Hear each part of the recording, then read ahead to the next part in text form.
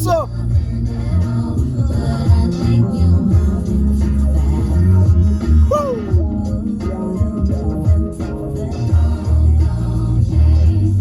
Welcome Friday, baby. Friday morning. Feeling good. I'll tell you what right now. I am lost, baby, but now I am found. I think that's the topic of the morning chat because on this little YouTube journey that we are in together, you and I, sharing this screen day after day, night after night, week after week, enjoying the community that have suddenly sprung up like spring flowers in the digital garden. It's been an absolute joyride to have stumbled upon this unique little space with so many unique little people like yourselves. Big people too. Little people, big people. I'm a little people. Maybe you're a big people. But I was just thinking, I was watching lots of videos last night, YouTube videos. There's so much stuff on YouTube, from educational to vanity to creative to funny. And the more and more I'm watching things, the more and more I'm starting to realize that, and not only watching things, but engaging in the chat, engaging emails back and forth with a lot of you guys. Little rough road here. Engaging emails back and forth, talking, creating friendships, sharing experiences. The more and more I'm realizing that to get the most out of YouTube as a creator and as a viewer is in a live format. That's what I'm starting to notice. And if you've noticed, I've been doing a lot of lives lately. I think last month I did 39 live shows, and I did 9 pre-recorded or 10 or 11 pre-recorded videos, a bunch of posts, like kind of using the YouTube community page almost like a board, like a Instagram or a Facebook or something or whatever, just to throw a photo out or something. So I was kind of confused how you use the community section. Some things people seem to engage with, other things they don't. What they don't engage with are, I don't know, they engage with, to me, more funny stuff, which is interesting. So the future of YouTube and any of these media channels and enterprises, to me, is in the live experience. Because not only as the creator do you get to interact and have fun and remove the once you let go, you remove the stressful aspect of going live. Once you realize that you're just in a conversation with someone who has similar interests and multiple people, it's so enjoyable over just making a video, posting it, and then going and answering comments or even writing a comment. When you write a comment, a lot of times you don't even know if it's ever going to get read, answered. And when you're in the live chat, not only are you interacting with the creator, you're interacting with all the community that's forming. There becomes, the more you do lives, there becomes this stream of consciousness and this ongoing back and forth with storylines and humor and jokes and inside jokes. And if you show up for a live today, you might have missed out on the couple lives ago and the banter going back and forth and the storyline that's being built. So if I could do anything, it would just be all live. So I'm trying to see how I can integrate doing the live shows and also making them appear pre-recorded, so that if you're there, you're interacting with what looks like a pre-recorded and edited show, when in fact it's just a live show. That's kind of like the line I'm trying to thread.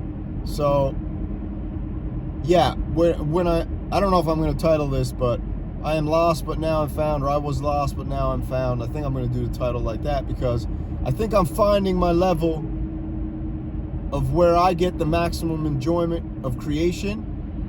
The community gets the maximum enjoyment of interacting and interaction. And I think I'm finding where that is. And you guys let me know too what you prefer, because to be honest, I'm just here for what you guys enjoy, you know? I like doing what you guys enjoy, and if I can enjoy it at the same time, then that's a bonus. Covering synth news, enjoyable. Talking about synthesizers, all enjoyable. The only little part that needs to be threaded is to keep a balance in making and creating music and the art. But I'm also looking at the channel as art itself, you know? I'm also looking at it as everything you create. Sometimes music isn't just playing synthesizers and everything. Music is the interacting frequencies of voice and sound and message and laughter. That's music too, in my weird way, because I don't come from the music world. I'm a self-taught. I don't think I'm a musician. I'm just someone who likes exploring sounds. And I feel like music is more than just music, if that makes sense. And nature's music. Having a conversation with your friend is music. Having an argument is music. It's all music. It all has different frequencies. And a lot of people are like, man, you should stop making those stupid live videos. You're embarrassing yourself. You should stop making all those videos with your ski goggles on, man. It's pretentious. I'm like, what are you talking about, man? Pretentious? I'm just putting on the shades because it helps me look at the screen when I'm looking at the screen, if you know what I mean. AKA Dr. Mix homage, AKA this other guy, Nisbet, I think his name is, or something, taught me the lesson about the sunglasses. And if you don't know it, then you don't know it. And if you know it, you know it. And if you do know it, throw it down in the chat. There's an illusion that happens with sunglasses in YouTube videos. And it's very, very useful. Anyway, point being, I'm having a good time. You're having a good time. The only part to add to this is now I want to try and reintegrate the music back in, because it doesn't seem like nobody goes and watches old stuff. All the old stuff I have is music videos. All the new stuff isn't. So I try to pull some from the vault every once in a while. I usually throw those in the community tab section if you go check those out.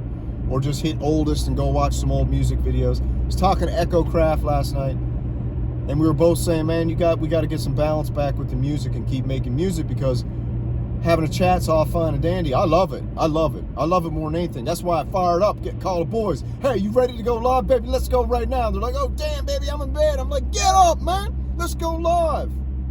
What we're trying to do is like, if I'm FaceTiming someone, why not FaceTime it with the community? Because we're just talking about synthesizers anyway, right? So why not talk about it together? But yeah, trying to get more music going. I got the missus has got to go away for a while. Some family stuff she's going to take care of.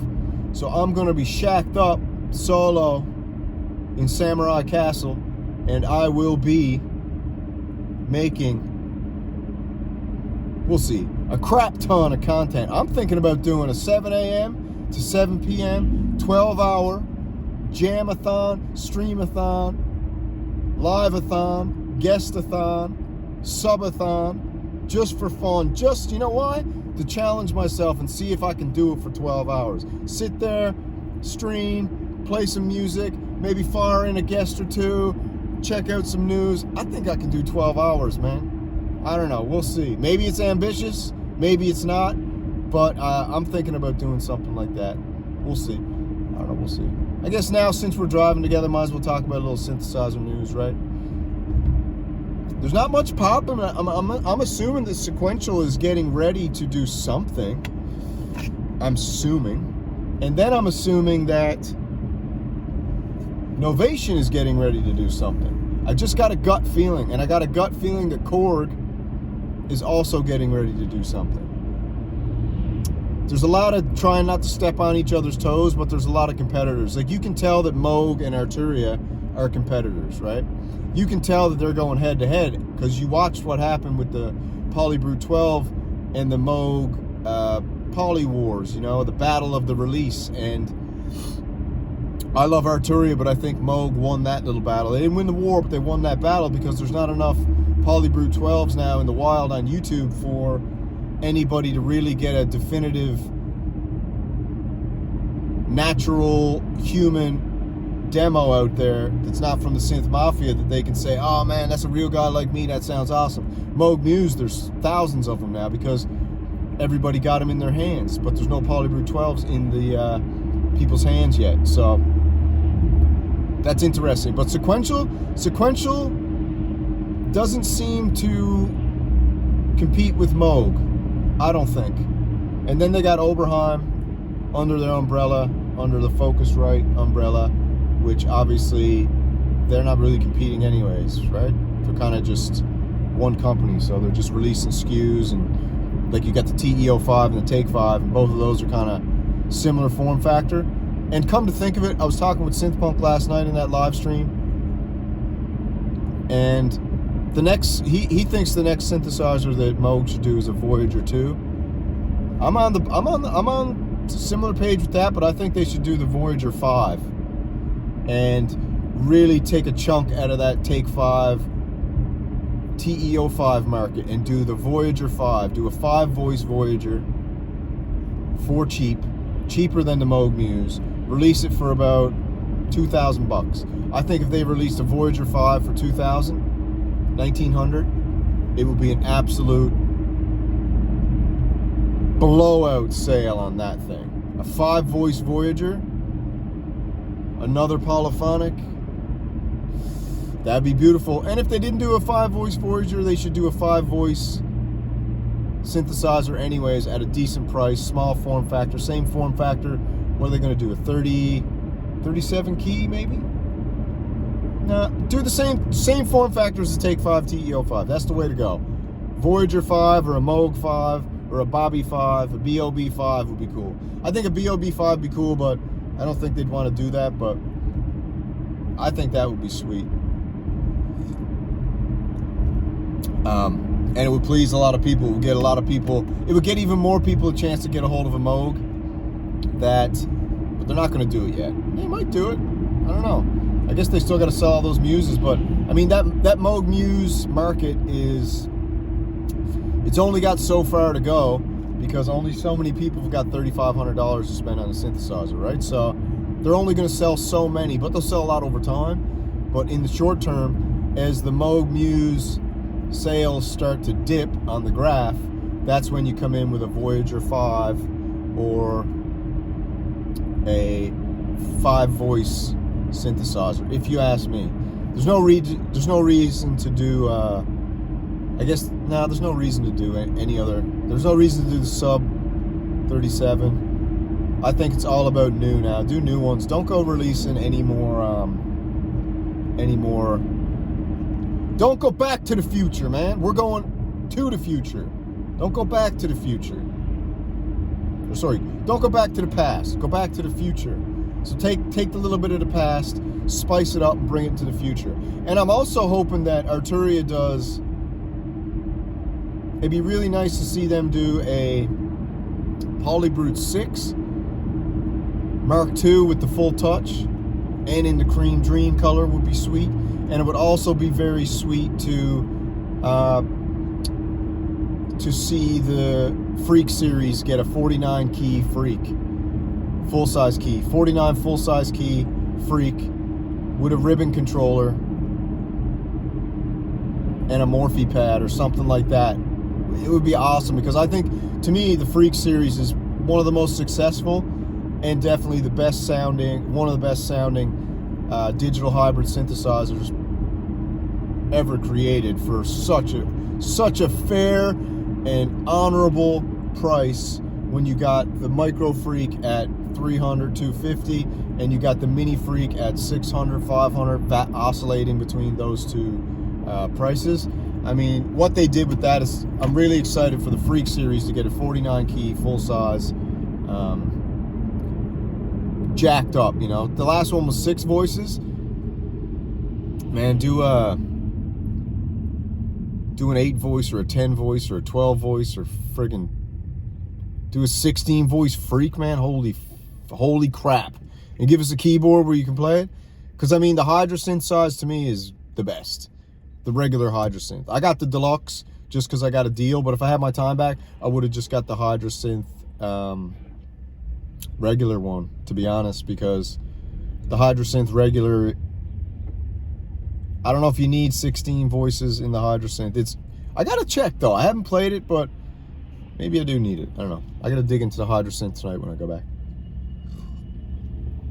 You guys let me know what you think, man. But we got knobcon this weekend. Maybe I'll cover some of that actually, because knobcon's going on. We'll get some videos in the wild. I know Venus Theory put a thing out. He said he's going. He made a really cool Polybrute 12 video the other day where he friggin' loves it, man. And you know, Benny Jordan loves it, and it's a sweet synthesizer. And Venus Theory makes awesome plugins, man. He's doing them for free. I don't really know how he's doing that. I think he might.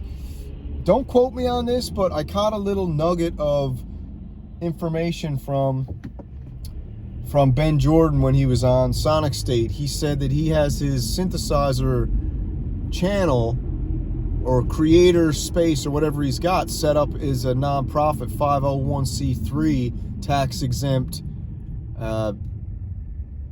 non-profit.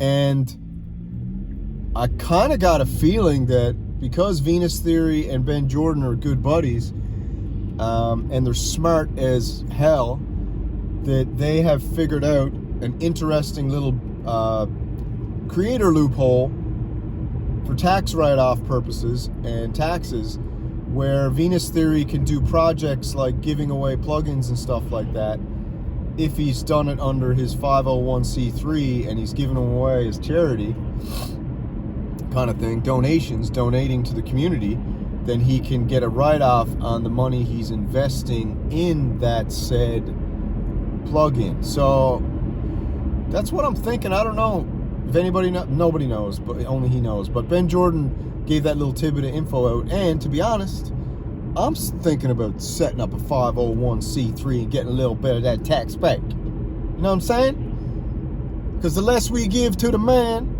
the more we can put in the synth can. Woo! You know it. I know it. And yeah, we got to save some money, man. I got to save up some cash because, as you know, I'm the king of gas. People call me P-gas, phantom gas, because I never buy anything. Which that ain't true, man. I buy some stuff. I just don't have money to buy everything I'm gassing over. Does anybody? But they call me P-gas, phantom gas, phantom of the synthopera, phantom of the sopra. That's what they call me. Phantom of the sopra, the man with gas who never makes a synthesizer come to pass. Phantom of the synthopera. Yeah, so I gotta get some cash. I got some cash, but I gotta get rid of that freaking stupid MPC. But someone said they'd send me some Mellotron samples to put on my MPC, and another Kevin Stay, KL Stay, sent me some samples for the wave state and the mod wave, baby. Mellotron. So I'm gonna load those up over the weekend, and I got another little surprise coming. Just waiting to see if this bad cat accepts my offer. I gave him an offer he couldn't refuse, if you know what I mean, and we'll see if he accepts it. And if he does, I think from everything I looked at, I might have threaded the needle with absolute pure precision. I might have threaded the needle like an 85-year-old grandmother in a rocking chair doing crochet. Do you know what I mean? I might have, you know, she's sitting there rocking week after week, and then suddenly you look over and she's got a sweater, 15 winter's caps, and a 15 winter's caps and a, come on baby, let's go, 15 winter's caps. Sorry, I had to give some cars some right away. 15 winter's caps, a sweater, 2 or 3 blankets, a couple pairs of wool socks. We call them Vamps where I'm from. Anybody from Newfoundland, you know what I'm saying? VAMPS. And I'm not talking about the Alistair Darkwater, aka Echo Craft Vampire, Vamps. Big socks, baby, for those cold nights. And yeah, I threaded the needle, so I'm gonna have something sweet, a little surprise if my offer is accepted. And I think it's gonna, I got some ideas for it, so that's cool. So we got some updates, man. So anyways, stay tuned the weekend. I will be live and in color. I will be doing some content, both pre-recorded and lives, and some jams. I'll be doing the works.